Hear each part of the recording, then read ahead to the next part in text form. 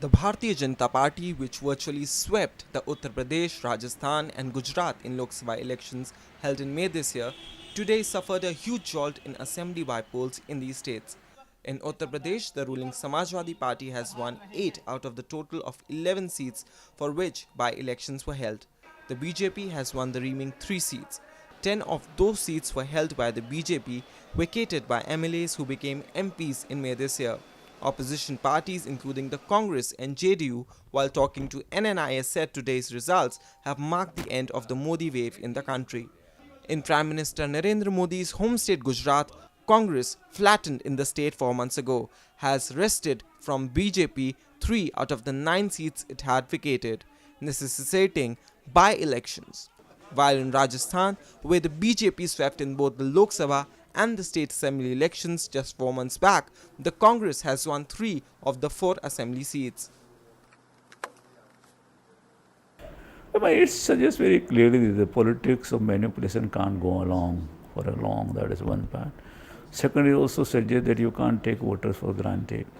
Third thing, it also suggests that over the very crucial issues which pertaining to the day-to-day life, which is of in fact the price rise, that corruptions and all other issues, that matters more than whether, people will hear the loudspeaker or not.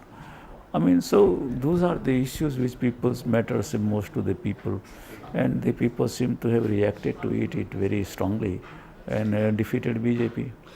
पूरे देश में गुब्बारे की हवा थी, हवा निकल रही है, मोहभंग की प्रक्रिया शुरू हो गई और इनका एरोगेंस जो है मोदी साहब का, सिर्फ अपने को ईमानदार समझते हैं, बाकी सब बेईमान है, ये इनका जो एटीट्यूड है, तो उनके पार्टी के लोग भी नाराज़ हैं और जनता देख रही है कि भाई ये तो फिर वही बैतलवा डाल पर वाली कहावत, वही सांप्रदायिक विश्वमन और वगैरह, कहाँ महंगाई दूर करनी चाहिए, बेरोजगारों को काम मिलना चाहिए, भ्रष्टाचार में कमी आनी चाहिए, विकास होना चाहिए।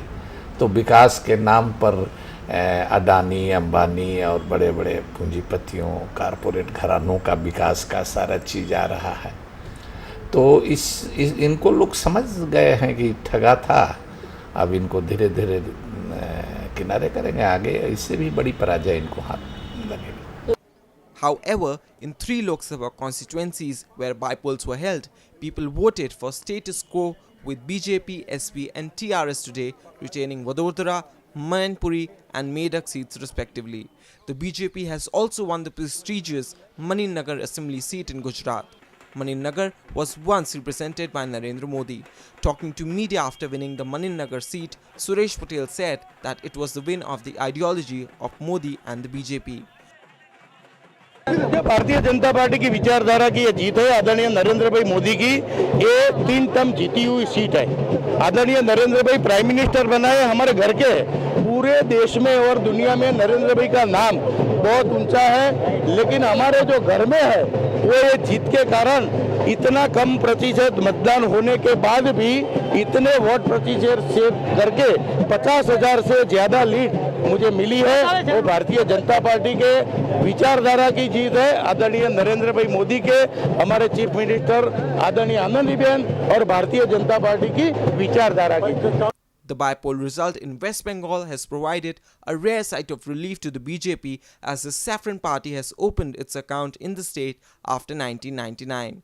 The BJP has won Basirhat Dakshin seat in West Bengal, while the ruling TMC has won another seat which went to the by-polls on September 13. There's nothing to happen. It's already done. Because people believes in Mahamati Manush. People believes Mamata Banerjee. That's it. Do you think the BJP wave has not worked out here? There was no wave of BJP, I think. 100 दिन में भारत की प्रजा ने यह विकास के जो केवल दावे करने वाले लोग हैं, विकास की केवल जो बातें करके देश को गुमराह करते रहे, वो बातें देश की जनता ने समझ ली। देश के जागरूक मतदार ने वो बात को बहुत जल्दी समझ के ये मतदान जो किया है, ये भाजपा को पीछे हट दिलाने के लिए किया है। लेकिन हमें ज्यादा खुशी इस बात की है कि गुजरात की प्रजा, गुजरात के जागरूक मतदाता अब भाजपा को अपने से दूर भगा रहे हैं। और ये जो 3 सीट गुजरात में कांग्रेस ने जीती है, ये बात की गवाही दे रही है। पुलिस का राजनीतिकरण हुआ है और उसमें क्योंकि मुझे 4 सभाएं नहीं करने दी गई थी, 4 विधानसभा क्षेत्रों में मेरी सभाएं नहीं होने दी गई थी, बाधाएं खड़ी की गई थी। तो ये बहुत सारे कारण हैं जो बताता है और आश्चर्यजनक होता है कि चुनाव आयोग ने उसको गंभीरता से नहीं लिया। तो बहुत सारी चीज़ें हम पहले से इस बात को कहते थे कि चुनाव आयोग उतना प्रभावी नहीं रहा जितना प्रभावी वो होना चाहिए था, वो भी उसका कारण। Powered by NNIS.